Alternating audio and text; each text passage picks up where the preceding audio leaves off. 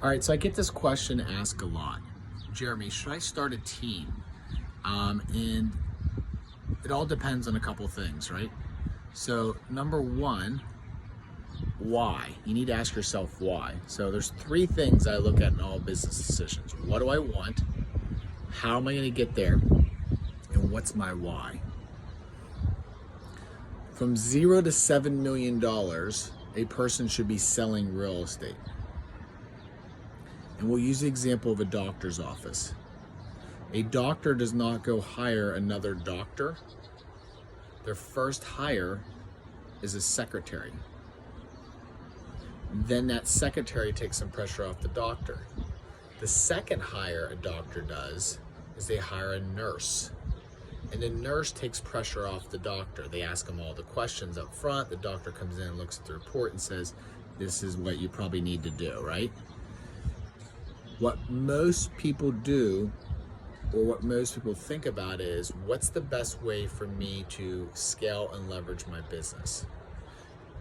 From 0 to 7 million, your best and most highly productive method is selling real estate.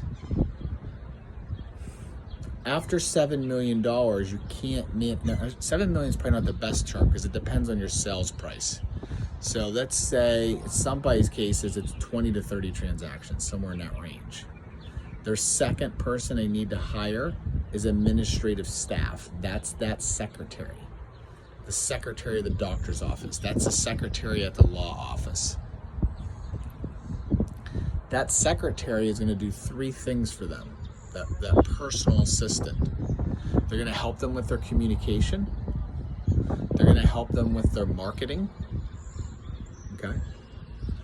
And maybe they'll help them with their transactions. Maybe. But we have a conveyancer in-house.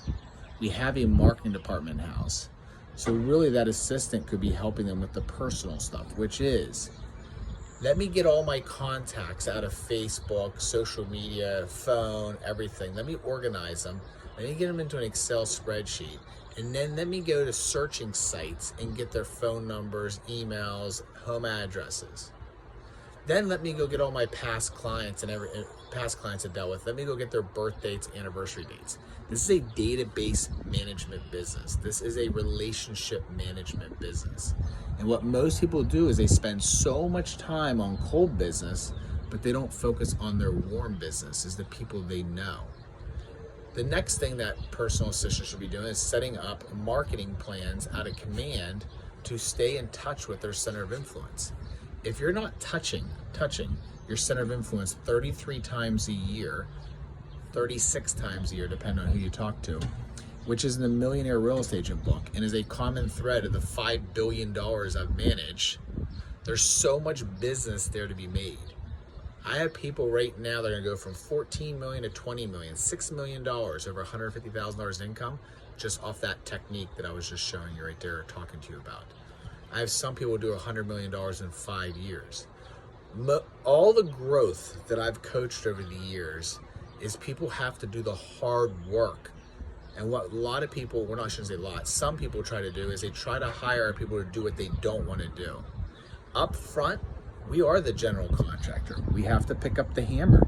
We have to pick up the saw. We have to clean the dust.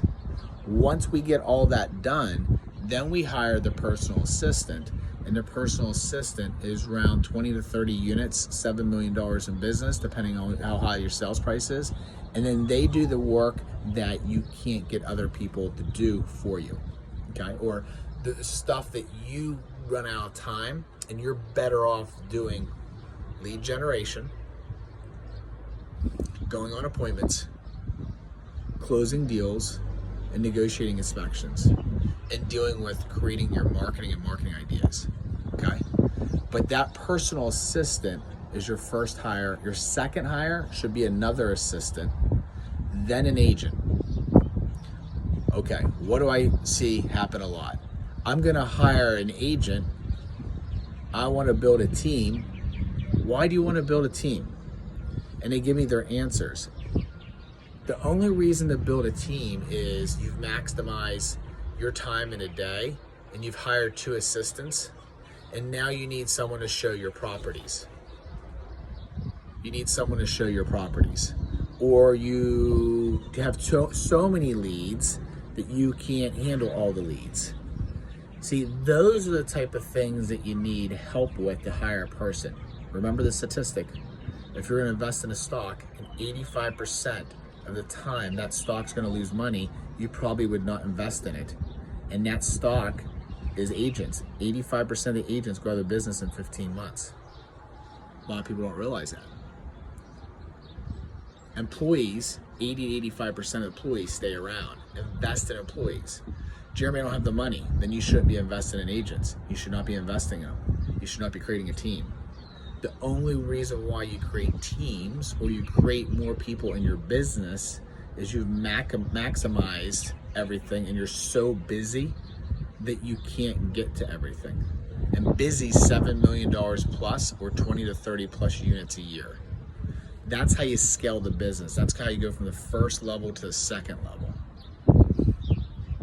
Because you got to remember, if you bring other people on in your business or you bring other people in your family, they could be a distraction to you, right? They could be taking up more of your time. When you bring another student on in your life, that's more and more time that you're going to need to focus with those people, and you're going to have to take away from the time of you doing what? Prospecting, going on appointments, and closing deals. So I like you guys recommending you guys hire one assistant, hire a second assistant, and then look at bringing people on your team maybe. On an assistant, you can make on return $100,000 to $150,000 a year off an assistant. Off an agent, you're lucky. You are lucky to make $30,000 off an agent. Lucky. I would say the average person makes $5,000 to $10,000 off an agent per year. Many times, reality and theory is two different things. The most lucrative money leverage people are the people who have employees, not people that actually have a whole bunch of agents on their team. They have a great support staff up front, and then they hire agents. The key to the big team is they have a ton of support staff. It's not the agents. I hope that helps. I'll continue to be sharing more information on this.